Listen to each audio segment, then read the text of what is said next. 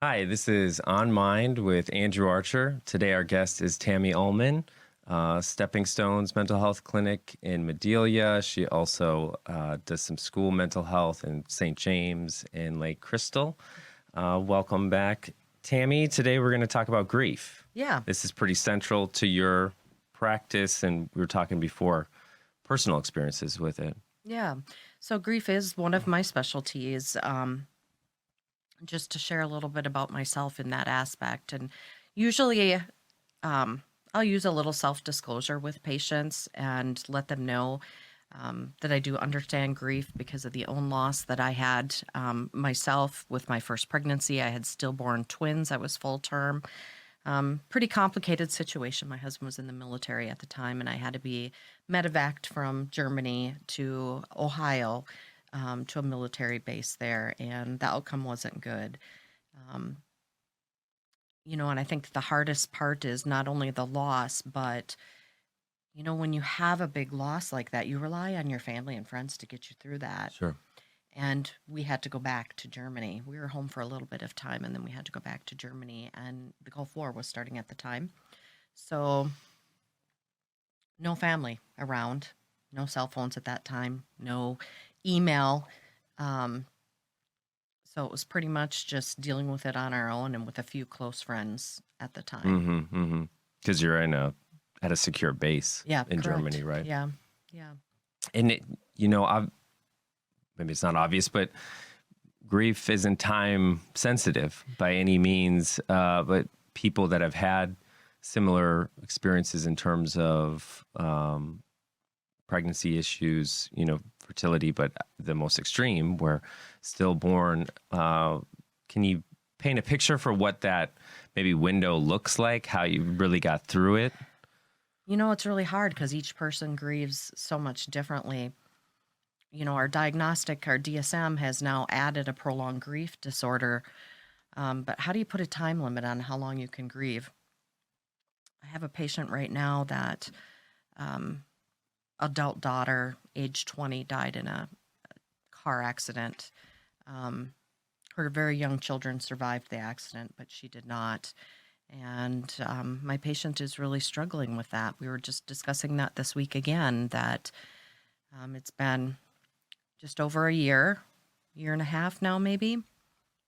And she was like, I had a really bad day yesterday. I cried. I looked at her picture. I looked at her urn, and I said, it's okay. It's okay. It's going to come up. It's been many years for me, and there's still days that I don't cry as often anymore. I mean, that's pretty rare, but initially I think that you can count on that. And I'm a believer that you have to go through something to get through it. And that's the basic premise even of trauma, where when it lingers and we're triggered by things is because we're not dealing with it at the time and we're avoidant of those feelings. Nobody wants to feel that ickiness of grief at the time. Yeah. So I encourage people to delve in, get through it. I have done EMDR with people that are stuck with grief and don't know how to move through.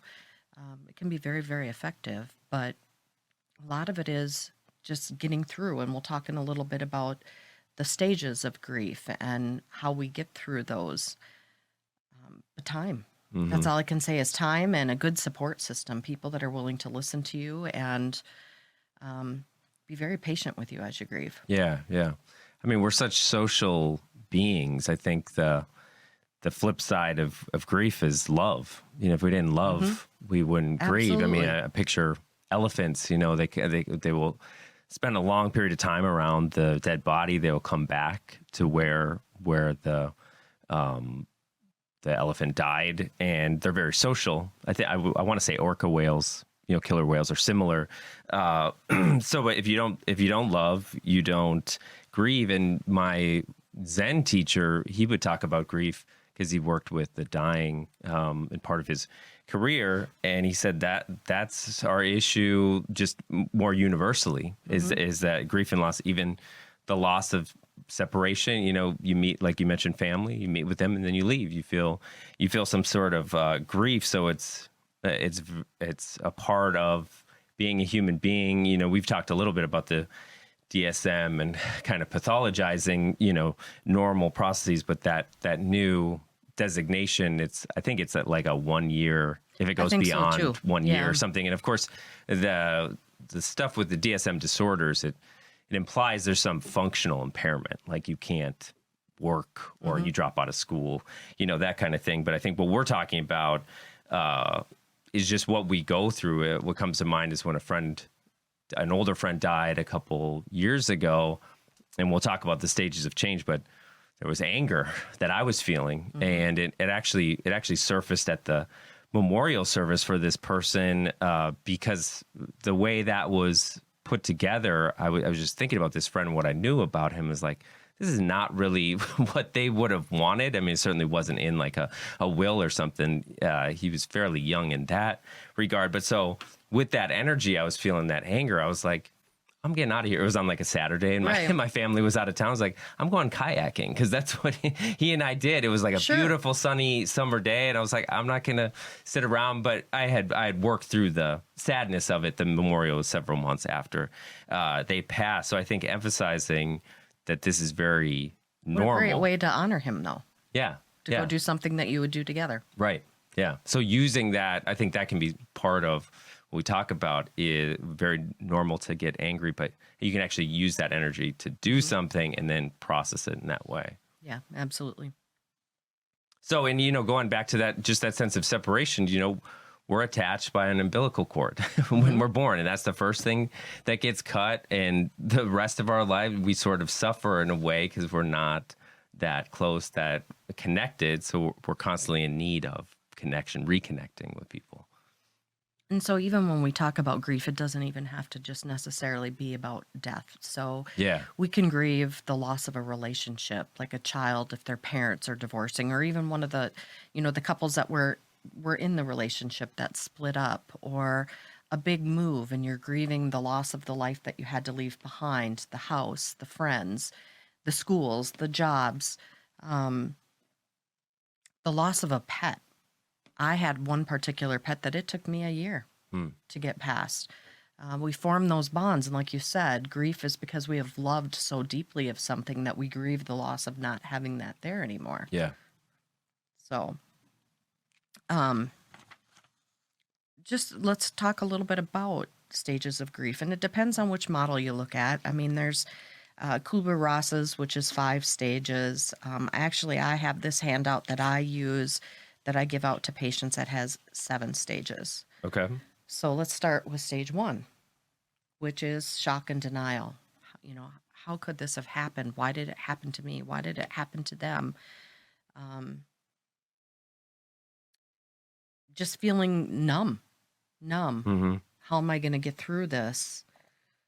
And of course, that's psychologically protective, because if you don't believe the person is gone, then you don't have to grieve. Me personally, I need to go to a funeral and I need to see the person in the coffin. Otherwise, somehow in the back of my mind, I always think, well, I'm going to see him down the street somewhere. Mm-hmm. So for me, that's part of my closure process is seeing someone, in their coffin or going to their funeral and having that closure. Yeah.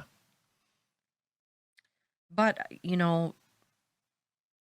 shock and denial, I don't know. I again, talking with my patient this week, is it easier to have the long goodbye with someone who is perhaps dying of cancer and you have a long time to prepare to say goodbye, but yet you have to watch them suffer, or the one where you don't get the goodbye because they died in a car accident or had a heart attack or, Something whatever sudden, it may be. Suicide, homicide. Either way, Yeah.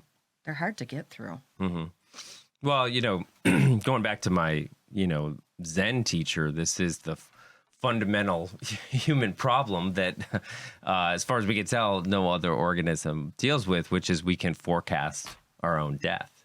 And, this is what a lot of psychoanalysis and psychotherapy deals with, is that we try and repress that. Or I don't want to think about that. I don't want to think about the pet dying. I don't want to think about the child.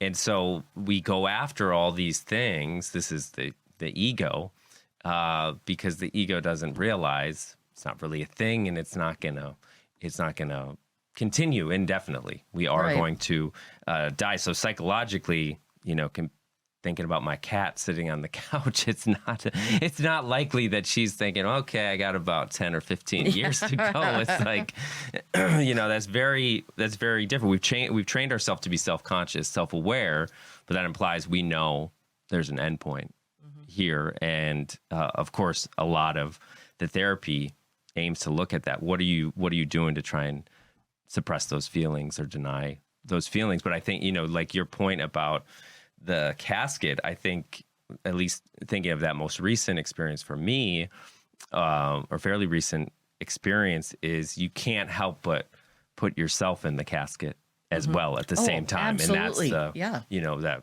affect, I think, comes largely from that. Not that you don't care about the actual person, but it's like on a day-to-day basis, we don't, either literally or metaphorically put ourselves in a casket, right? Which is, there's meditations around death and things like that. But it kind of, I don't know, seems culturally, American culture, we really trying to avoid that. Do you notice that or with your patients? Nobody wants to talk about death. I mean, I don't know if envious is the right word to use of people that can look at it positively. So the last funeral I went to was this summer, and it was one of my boys' friends, really good friends, that spends a lot of time at our house when my kids are home. His dad died, and I think he had a couple months' notice that he was dying. And alcoholism is basically what the cause was. But the whole funeral, it was not your traditional funeral. Everybody wore rock T-shirts. Oh, cool. He had asked everybody to do that. He was a huge Dokken fan. But how it was planned out, how it was even thought out, and he had a really good mentality about it, as he told his kids, and this is what two of his kids had told me, is that he's like, I've had a good run. I've lived my life the way I wanted to live it, and now I'm ready to check out. And he was 55. Wow. 55. So, yeah, I don't know. I'm just always incredulous at people that know they're dying or just have that mentality of, yeah, I'm going to die someday, and I've got it planned out, and this is what it's going to be. Does that make it easier for the people that are surviving, knowing that that's how that person's outlook was? I don't know. I haven't been in that. And we've had a lot of loss in our family, but other than my child, nobody that's extremely, close to me. So, Well, it's hard to know if that isn't part of this denial process, or they really have let go. They're like ready. It's I've had a good run, like you said. Well, maybe they're discounting feelings or trying to avoid feelings, or really they are set. We don't know for sure. So second stage, pain and guilt. The shock starts to wear off, and you start to feel that incredible pain and even the guilt. I had a patient that I did EMDR with because she was watching a parent die of cancer, and in the end stages, she fell asleep and didn't get the morphine dosed. I don't think it was a huge amount of time, maybe within an hour time frame. But when she woke up from that brief little nap that she was taking, he was dying. And that was really hard for her to take. And it took a lot of processing through EMDR of what I just assumed was grief, because she had to watch him die. And it was a terrible, terrible death for him, until that key moment, the turning point for her, was finally being able to say out loud, I feel like I killed him. If I had given him that dose of morphine on time, he might still be alive. To me, saying, but would you have wanted him to continue to suffer long term, like you were already watching and knew he didn't want to keep on that way? Is that what you would have wanted for him? No. Okay, then let's process that. Let's talk about that. Yeah, and that that belief, of course, is pretty well buried, right? Because I'm sure your patient understood, as you talked about it, it's not real rational. I mean, the person was dying. They were going to die. But that's from the more affective part of us that's often And if our thoughts childlike. were always rational, would we need people like you and I? Right. Yeah. Probably not. So yeah, In the pain and the guilt, I think that's where you get, or maybe that's the next stage, but the kind of bargaining, like that what is the if? next stage, Oh, that yeah. is the what if. Okay, because like I've worked with mothers that have lost children at the end of the pregnancy, and they have all these. Well, what would life have looked like? Of course, natural to imagine that, and that's connected with the loss. You grieve actually the future. And actually a conversation I had just recently as well, that, if those babies had survived that pregnancy, I would at least not have one of the two living children that I have now. Calculus would have changed. Yeah. Yeah. Yeah. It would have been a whole different scenario. So then it's looking at, I had this huge loss, but I have these two living children that I absolutely adore and would do anything for, that I maybe wouldn't have had. Life would have been much, much different. The trajectory. I mean, even my husband's military career, we decided after that, because it was so hard being in a foreign country away from our family, that we decided to make a change. So we put in for an early transfer to the United States, so we were closer to home, so that we had those supports in place for us. But again, had that not happened, we'd have stayed in Germany much longer than we actually. Yeah. And so part of the shock and the pain is like you had a frame of reference or like a worldview of this is my life, this is what's going to happen, and bam, it changes all of a sudden. Yeah, and bargaining, so our stage 3 is anger and bargaining. So for me, I look back at what created this problem in my pregnancy to begin with. Well, I had some dental x-rays because I didn't know I was pregnant, and it was really early on, 4 weeks. I think it was maybe 4 weeks. And I started to miscarry at 5 or 6 weeks. So, and so that, as I was telling you before, where they thought actually I was probably pregnant with triplets. And I still had 2 babies that survived that. So for me, it's, well, if I hadn't gone into the dentist, what would have happened? Or if I had done this differently, or if I had done that differently. Had I not taken a pill for my sinuses on this medevac flight to the United States, would I at least have one child that would have survived? It's that bargaining and that looking at, and for me, it was anger. There's always, I don't know a person that grieves that hasn't had to blame someone or something. And for me, I had a very negligent doctor. They had doctors that were being transferred in and out at the time. And the person I had didn't necessarily do a good job, which is why I was sent to see a German doctor who said, you're going to kill this woman and her babies if you don't get your crap together. Which was why it was ultimately decided that my care needed to change and I needed to go somewhere else to the United States to see a specialist. But for me, it was that doctor. And it's so sad to hear that I think it was a month after my situation that he actually had another infant loss after that. So I believe he ended up losing his license after that. But for me, that was the focus of my anger, is if I had had a better doctor that had provided better care for me and could see ahead through all this process, hadn't even made me a high-risk pregnancy, if I'd had better care, then, I would at least have 2 children still alive. Yeah. I don't know. And in that case, or maybe more in general, do you think the anger is more adaptive, like to deal in the moment, like to get angry at something external because of the hurt? Well, you don't want to ever blame yourself. I mean, do you? I mean,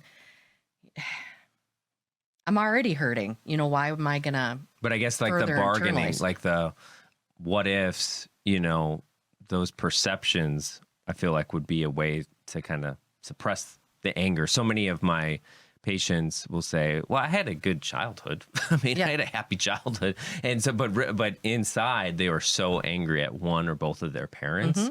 And so the way that they deal with that is intellectually, is like, but they, I had everything I needed and food and this and that. It's like, feel that anger, as kids, especially in our culture, they're meant to be so obedient, is like the parents don't let them do what they want to do or to kind of regulate themselves. So you have to inhibit that anger because your parents will say, keep your mouth shut or you don't talk to me that way, which means, they hold this energy. So I mean, that kind of illustrates how we're dynamic. Like you can rational, unrational parts of us and stuff. But you're saying it's more you externalize to not blame yourself, or at least in your situation. Well, absolutely.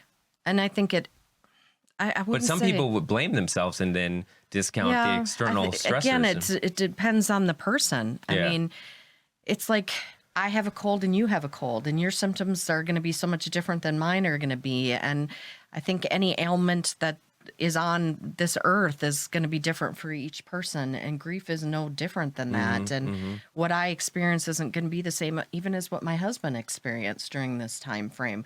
We felt it so much differently. So yeah, I think total tangent, but basically the only media I watch are old Shark Tank episodes on YouTube. There's a little bit more than that, but I saw this thing where this guy invented like nasal coverings. Okay. Because like 90% of the bacteria, the illnesses we get come through the nose and settle in there. And I'm watching it. It's an old episode. It's like, where were these during COVID? So you didn't have to. So you didn't have to either go with the dichotomy. I'm never wearing a mask, or I'm going to wear a mask all the time, because you couldn't really see it all that well. But I was like, and I think I had watched the episode, maybe probably pre-COVID or something, a long time ago. I was like, where is this intervention? I just thought of that when you said the colds. But so the fourth stage is what? Depression, reflection, loneliness. Just when you think you're getting on with your life, sadness is just going to come out of nowhere and hit you. So I would say that this could start to be a little bit of the turning point of grief, because you are starting to not be so hyper-focused on it, but you're looking ahead a little bit towards your future and realizing, oh my God, but I don't have this person with me now. And what am I going to do? I'm so depressed. How am I going to survive without them? That reminds me, do you know Kay Redfield Jamison, who wrote a lot of books about manic depression, bipolar disorder? I think the most popular is An Unquiet Mind. So she herself struggled with manic depression and talks a lot about lithium as an intervention. But she wrote a book about grief. I'm totally blanking on the name of it. Maybe we can put it up. But very powerful. Her husband going through, I want to say, cancer or something. So just like you can't, deal with hunger by reading a menu, you can't deal with grief by reading a book. I have a client right now who's kind of doing that. But I recall reading that book, and it's just so powerful. So sometimes that is useful to just kind of figure out, okay, is this pathological? Am I depressed, like I need medications or therapy? Or is this just like a stage that's temporary, that, like you're saying, if you deal with, you're going to get through it? And it's just a lot of sadness that comes in waves out of nowhere. But that's a good resource, Kay Redfield Jamison. And what do you do with people in this fourth stage where they're struggling with loneliness?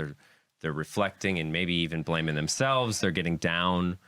Sometimes I'll suggest. Are they burning out of the process? Is it like just prolonged at this point? I think, like I said, I feel like it's maybe the turning point.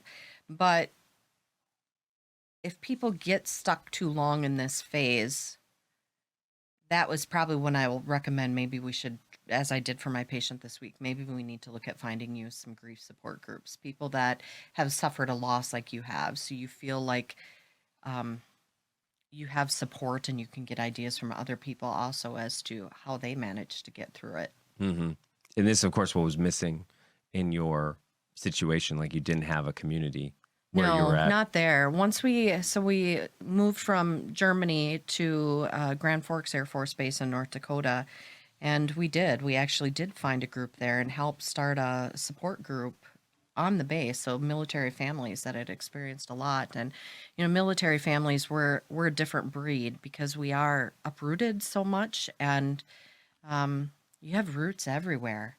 Um, and you don't have your families to support you. You have the friends you make at that time, but you may not always have those friends. Mm-hmm. So I don't know. I think I maybe mentioned last podcast that we had taken a family trip to Boston, and we met up with some military friends. And these were people we were stationed with in Germany, and they were key people in getting us through that loss. And he brought up a memory to my children that I just remember your mom having a really bad day one day, and she was sobbing, and how your dad provided comfort to her. And I was like, I don't even remember that, but I'm sure there were many of those days. Yeah, So right. I don't remember, and I probably don't necessarily want to remember those days, but just hearing it through his eyes. And so even my children they were very interested because that's a piece of their life that was before them that they don't really know. Yeah. So hearing it from somebody else's perspective. And so many times you hear in psychotherapy, this loss happened, this tragedy happened in the family. Never talk about it. You know, adults will have, you know, parents late stage of their life never talked about the abuse in their childhood or this or that, and of course that's a way to not deal with it. I mean, it's part of the kind of denial process. You never get through those stages if you just bury it. My husband was going through, his mother died 3 or 4 years ago. It was during COVID. And he finally just got to going through some of the documents that she had in a lockbox. He had them in the garage. He brought them in during the football game I was going through, and here was a picture of one of the children we lost in the casket.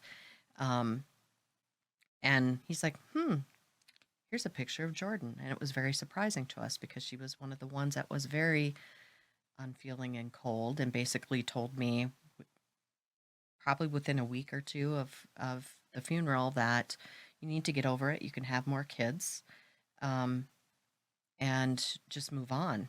And I got up and walked out of her house. It was a family dinner.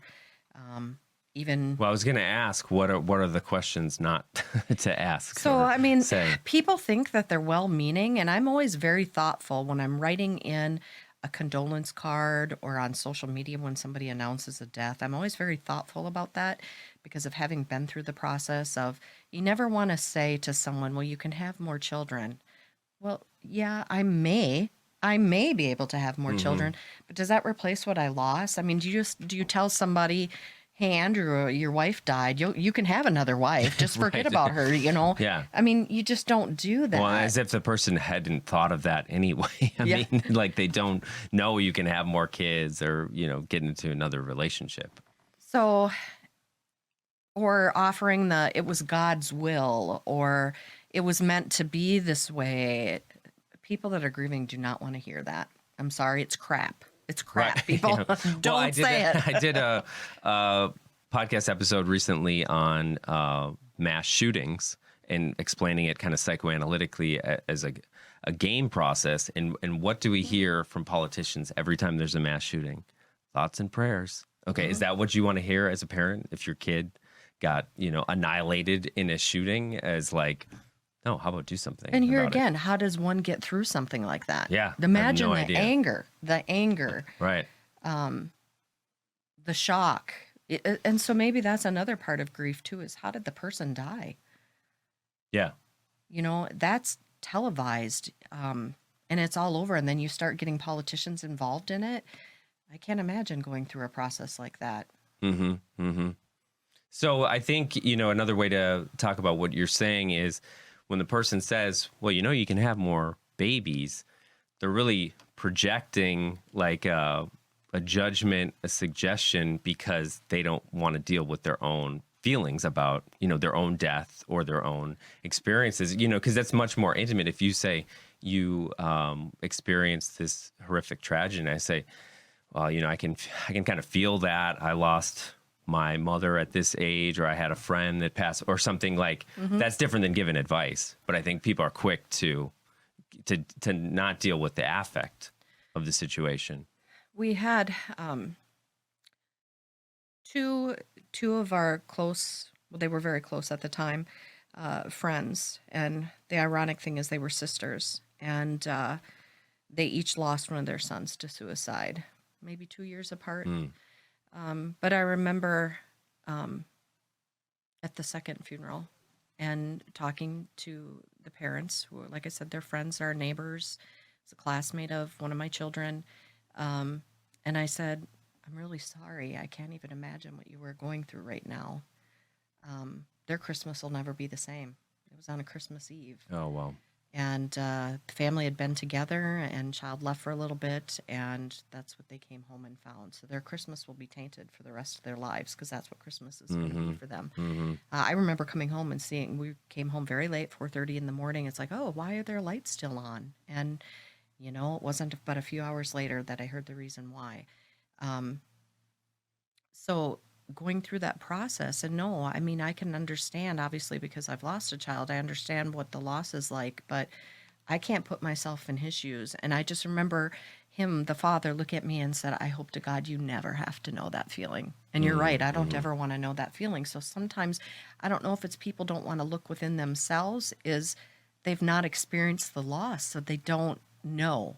And that's where I say, I hope to God you never have to know what it's like to bury a child. Or, Yeah. I mean, death is inevitable for all of us. Some people have a hard time with parents that are 90 years old and dying. And again, and this is just me, okay, they're 90, they probably lived a really good life. You know they're going to die at some point. But when you hear of it from a younger person or a child, it just hits a lot different, because they didn't get to fulfill any part of their life. And so not only then is it the grieving the loss of what you had, but you're grieving the loss of what that person may have had. They're not going to be there to see their child get married or The grandkids, that kind of thing. yeah. Yeah. Well, you know, it is inevitable that we will all die. And at the same time, we have these different kind of influencers, titans like Elon Musk and Ray Kurzweil, who said, no, you can live forever. We're technology. We're going to change the body. We're going to live on Mars, which it's not possible for humans to live on Mars. Our bones, like the density wouldn't last because of the lack of gravity and oxygen and these different things. But it's a way to deny. But like, I'm with you. I wouldn't want to live forever. Like that's part of, life, is that this growth comes out of death. Yeah. The next generation. So I think it helps to deny the reality of death by promoting these fantasies about living forever and just uploading your consciousness. It's just total bogus stuff. But going back to just for a moment, the horrific tragedy, and basically war, mass shooting is basically a war game. The Parkland shooting in Florida, which, I wanted to ask you about anniversaries, because this happened on Valentine's Day, and I want to say 2017, 2018. I don't remember this. But the shooter survived. He was arrested. But the high school students created this movement, not in our name or something like that. One of the biggest movements in U.S. history. So they galvanized that anger and that energy. And now I don't know how psychologically, those people were doing compared to something like Columbine or Virginia Tech, all these other shootings, but that's building a community, right? They're like staying connected with all these people that had a shared experience, and then they're taking this energy. My sense is that that's very psychologically appropriate, healing wise, in terms of grief. But what do you do with people, or how do you address the anniversary phenomenon? Like you said, with your friend, Christmas Eve or day, like that's forever etched in stone. Valentine's Day for any of the people associated with Parkland, Florida, it comes up. For me, not necessarily even anniversary dates. When I think about my own loss, for me, it's seeing other people pregnant. It's kind of triggering for me at times. And again, glad that they have never had to think about that. But when you hear, a woman is pregnant and they've already named their child and they're calling it by that and it hasn't been born yet, it's really triggering for me, because I'm thinking, oh my God, what's going to happen if you lose that child? Oh, So, sure. So not necessarily an anniversary for me as it is reliving that experience and hoping for not them. I don't know. Anniversaries, they can be, doing something that honors them in some way, shape, or form. But you also have to be in that stage of grief where you are able to do that. So I know this particular patient, they all went out to the gravesite and sat there. And then they had a barbecue later, which is the last thing they had done with her the day that she died. Okay. So that was very relevant and meaningful to them. For you, going kayaking. So maybe that's something you could do on the anniversary every year, is remembering them in that sort of way. So honoring them. Yeah, and when it comes up in therapy, this date is approaching, the patient says, I typically ask, well, what do you want to do on that day? How do you want to spend it? Because if you don't make kind of that action step, well, then you can just think and overthink, oh my gosh, here comes the date. That's what I see a lot of, is like, well, you can make a decision. It can be honoring somebody, or it can be going and doing something you used to do. But I think if you just wait, it tends to be passive. And what people don't necessarily realize is, when you have a problem, let's just call it an anniversary date of some grieving thing, if you kind of say to yourself or think, I'm not going to think about it, that takes energy to not do anything. Like, you feel like it doesn't matter, I'm just not going to think about it. No, because that affect, that grief wants to surface. So you actively have to push it down, which amounts to you're holding it in your body, which is not healthy. No, it's not. No, yeah. But that book by Bessel van der Kolk, The Body Keeps the Score. I mean, it's totally accurate. It's in our system, which is full bodied. The emphasis is on the brain and neurochemicals. It's actually stored in the body, in the sense of that you keep holding on to some inhibition. People won't breathe fully, for example, and so it obstructs things and can throw off all kinds of stuff. Okay, so the fourth stage, depression, loneliness, reflection. So the fifth would be the upward turn. You start to adjust to life without your person. You're a little more calmer. You're becoming more engaged in life.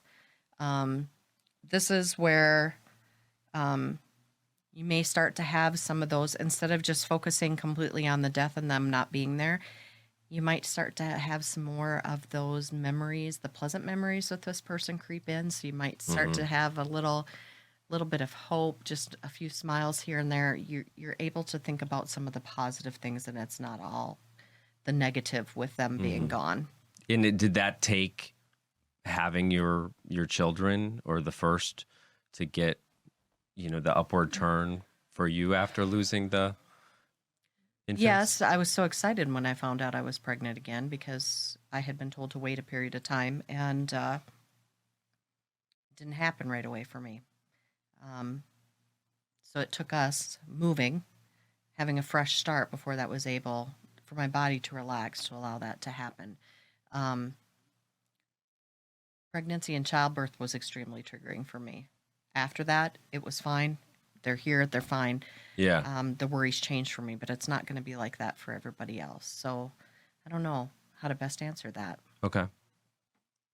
Yeah, but it's going to be different for everybody, what that looks like in terms of the turn. Anything else you want to add to just the concept of grief, the stages? Or? Yeah, I do. I want to come back to that.